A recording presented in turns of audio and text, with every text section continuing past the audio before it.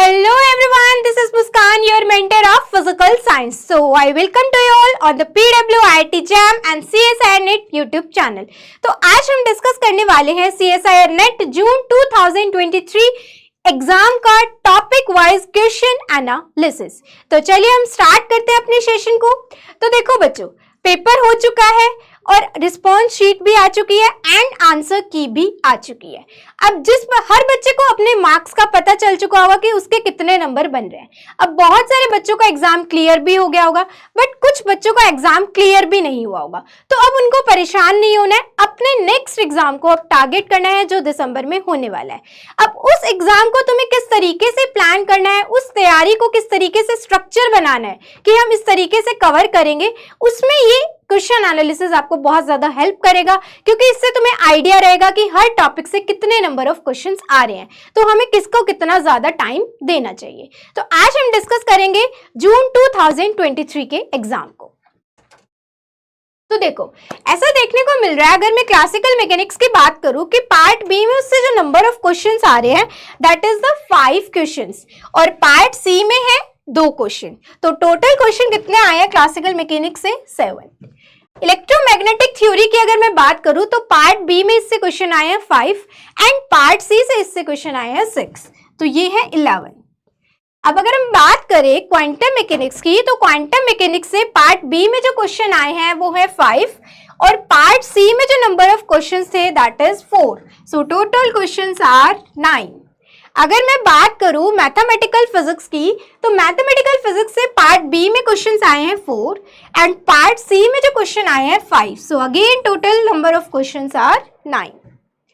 अगर मैं बात करूं सॉलिड स्टेट फिजिक्स की, तो इससे पार्ट बी में क्वेश्चन आए हैं 2 एंड पार्ट सी में क्वेश्चन आए हैं 3, तो टोटल क्वेश्चंस आर 5। अब बात करें एटॉमिक एंड मॉलिक्यूलर फिजिक्स की, तो इससे पार्ट बी में कोई भी क्वेश्चन नहीं आया, लेकिन पार्ट सी में जो क्वेश्चन आए हैं वो ओनली 2 क्वेश्चन थे।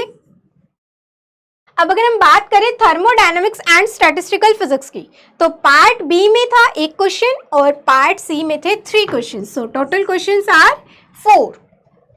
अब अगर मैं बात करूं न्यूक्लियर फिजिक्स की, तो इससे भी पार्ट बी में कोई क्वेश्चन नहीं था और पार्ट सी में थे 3 क्वेश्चंस, तो टोटल क्वेश्चंस आर 3। अगर हम बात करें इलेक्ट्रॉनिक्स की, तो पार्ट बी में 3 क्वेश्चंस एंड पार्ट सी में 2 questions, so total questions are 5। अब देखो एक बात बताती हूँ, solid state physics, atomic and molecular physics, ये दोनों टॉपिक है ना ऐसे हैं जो एडवांस पार्ट में काउंट होते हैं, और एडवांस ही है क्योंकि ये दोनों हम एमएससी में पढ़ते हैं, तो इनका जो मैक्सिमम पार्ट रहता है वो पार्ट सी में ही होता है। एटॉमिक से बहुत रेयर होता है कि पार्ट बी में तुम्हें कभी क्वेश्चन देखने को मिल जाएगा।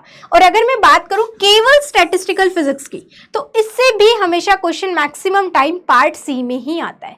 तो इस वजह से ये जो हो जाते हैं ना थोड़े हाई वेटेज, मतलब इस सेंस में कवर करते हैं कि इजी सब्जेक्ट है और पार्ट सी में आ रहे हैं, तो ये हमारे लिए स्कोरिंग सब्जेक्ट हो जाते हैं। और इनका सिलेबस भी अगर हम इनके कंपैरिजन में देखें ना तो बहुत कम रह जाता है, मतलब जहां तुम्हें इस सब्जेक्ट को कवर करने में 1 महीना लग रहा है ना, वहां तुम सॉलिड या एटॉमिक ऐसे सब्जेक्ट्स हैं जिनको तुम 20 डेज में बहुत अच्छे से कवर कर सकते हो। तो जो भी बच्चा इन चारों को कवर कर रहा है, साथ साथ उनको ये वाले सब्जेक्ट्स भी कवर करने चाहिए। 100% श्योरिटी दे रही हूँ तुम्हारा एग्जाम क्लियर होगा ही होगा, और वो भी एक अच्छी रैंक के साथ क्लियर होगा। तो इस तरीके का कुछ इस बार क्वेश्चन डिस्ट्रीब्यूशन रहा है 2023 जून वाले एग्जाम में। So thank you so much, मिलते हैं नेक्स्ट सेशन में, तब तक के लिए all the best and keep learning.